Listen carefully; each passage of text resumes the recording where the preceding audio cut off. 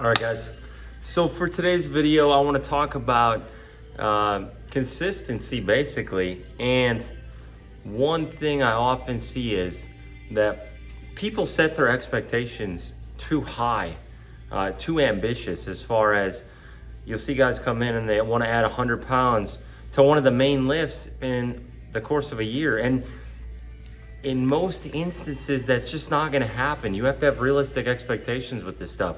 So I don't think it's necessarily the worst thing to shoot high, but you also don't want to set yourself up for failure.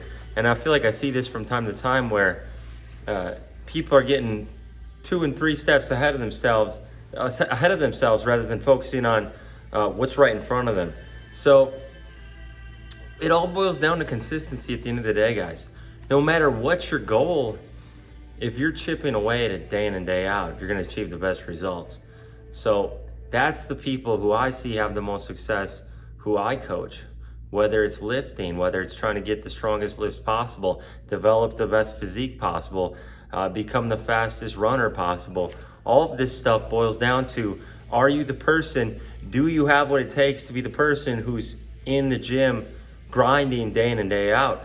And I think so much of the fact that gets, so much of what gets lost here is the person who spends 45 minutes to an hour, but does so consistently a few days a week, they're gonna get further than the person who spends 3 hours a day, but burns out after 2 or 3 years. So this is a long-term vision you have to have. You have to be looking at this as far as, is what I'm currently doing, as far as my training routine, as far as the amount of time I'm training each day, as far as what I'm putting into this, is this something that's gonna be sustainable for the months and years to come, or is this gonna be something where I'm gonna burn out super quick and a year from now I'm not even gonna be doing this? And you have to really look at that. You have to look at the mental, emotional toll that things are taking on you, the physical toll. You have to look at every aspect of things. If you're someone who's a father, if you're someone who's a husband, if you're someone with others who are relying on you, responsibilities, you have a job that's particularly physically demanding, all these sorts of things, you're gonna have to really look at it and evaluate, is this something that I can keep going? And if you can't, you're probably gonna wanna make some adjustments to where you can keep it going. Because it's much better to be the person who puts in 45 minutes and does it over and over, week by week, repeatedly, than the person who puts those 3-hour days in and then they're gone after a year, they're gone after 6 months because they can't sustain that level of effort. And I've been there. I'm at a season in life where I'm turning 34 years old, guys, in 1 month. 34 years old in 1 month. I have a 3-year-old little girl. We have this gym here, Koa Strength and Fitness, that my wife basically takes care of, and she does all the things for, and I help out. I have online clients. I have in-person clients who I train. I have a lot of responsibilities here to where I can't put in the marathon long sessions, no pun intended, that I used to. I can't be in the gym grinding away for hours on end and just taking my time. And it used to be that case when I was in my younger 20s. I wasn't married, didn't have any kids, could stay up as late as I wanted, that sort of thing, and it's just not the case anymore. So I have to look at it myself where I have to weigh everything out. When I set a goal, I have to weigh out, is this something I can achieve by putting in a reasonable time frame each day without it like conflicting with my life? And a lot of the times I'm taking advantage of the times when my daughter's napping to train or to run or whatever it may be. And I'm trying to condense things to be as efficient as possible. So it's one of those things you're really gonna have to evaluate, and you're gonna have to say, can I keep this going? And I know for me, like even when I was training for that 100-mile race, the Bighorn 100, I was training in a very unsustainable manner. I got up to 16 hours of running in 1 week, which was absurd. It was overkill, I'll admit that now. It was too much, it was too physically demanding, it was too emotionally demanding. It took too much time away from everything else. And really at the time, my daughter was sleeping 3-4 hour naps, 4 hours most days.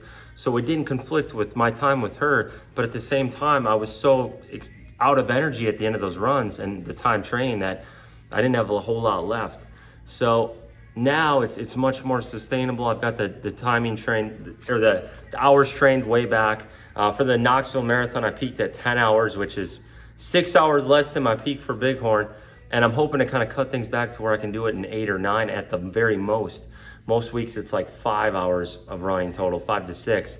And then lifting is around probably 4 hours. So I'm just trying to find the most sustainable approach for myself. And usually, given my schedule, being at a gym, that's one of the things where I have the convenience factor. I'm always around everything. I can just hit my weights at any point of the day, whatever it may be. But I try to knock them out. I try to keep quicker rest breaks. I try to condense things to the most important exercises, just being efficient to maximize that time. Since I'm here all the time, obviously I'll be the first to admit that makes it easier on myself. That being said, like, do you have what it takes to where you feel you can be consistent with things and sustain it year in and year out? That's the big question you got to ask yourself. And I think another point is a lot of guys shoot too high. Like and I said this earlier, but like what I mean by that is don't necessarily go out with the intent of being the best. I 100% now at this juncture in my life, I think it's way better to go for self-improvement, to try to beat your previous best lifts. Just focus on literally getting your squat higher than it's been, your bench higher than it's been, your deadlift higher than it's been, or whatever lift it may be. Your physique, try to see small improvements there. But don't be focusing on trying to set records and be the best guy ever. I think that's gonna set you up for failure. Like, you gotta walk before you can run. You gotta freaking jog before you can run. So it's like, take these steps and try to improve and beat yourself. And it's so cliche where it's always like, focus on yourself, focus on bettering yourself, being better than you were yesterday. But that's the truth, guys. That's the truth. When you're focused on being better than you were a week ago or a day ago even, you're gonna see the biggest improvement. So it may be a little underwhelming, the amount you can improve year to year, but if you keep doing that year in and year out, you're gonna see massive results. That's how I got to where I was with deadlifting 920 pounds. Like, yes, there were anabolic steroids. Yes, there were outside factors. But at the same time, I grinded away. I started lifting at like age 13. And I kept going and going and going. And then basically what you saw with the 920 pound deadlift was 12 years later, half of my life later. So it's something I stuck with consistently for 10, 12 plus years and got to that level. And that's kind of what it takes. That's what you have to think about. So you have to ask yourself, how much do I really like this? How much do I love this? I don't think like is enough. I think you have to really love the fitness side of things. And I think fitness can be a good thing. When you don't become too bogged down in trying to be the best ever, and you try to get to where it's a healthy balance, where it's not overtaking your life, it's not hurting your relationships, you're doing it in a sustainable manner where it's not too much of a time investment per day. I think it's extremely healthy from a physical side of things, as far as your overall health, and emotionally. Like, we all feel better after we've worked out. We all do. I feel better after I've lifted. I feel better after I've ran. I always feel better after I've stretched. I mean, this stuff is just, we all love it. That's why we do it. And if you don't love it, you got to question, why am I doing this? Am I trying to be the best ever? Am I trying to get attention? Am I trying to do, whatever it may be? So you really have to love this. You have to buy into the lifestyle, and you have to look at it beyond just surface level things, and then really look at it as an investment in your health, an investment in your life and your mental health, all these things. And I'd be like, you guys know already, I don't eat 100% clean, but I try to keep it real as far as that. I do eat clean, but I also eat bad food, and I have a balance here. I work out a lot, I run, I make sure I'm in good shape, I check my blood work, all that sort of stuff, have had the angiogram. So I do take my health seriously despite the fun I have with food. And that's why I'm like, this is an all-encompassing picture. This is entirely like the whole thing, all of fitness. I'm going for the strength, I'm going for the health, I'm going for the cardiovascular health, but I bought into it to where I can do this in a sustainable manner.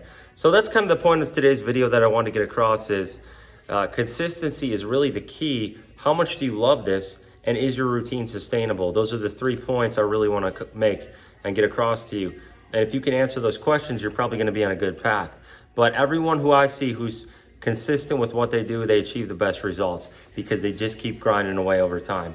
And that's what gets it done, no matter what the endeavor is, whether it's a race you're training for, whether it's PRs you're training for on your lifts, that's what gets it done.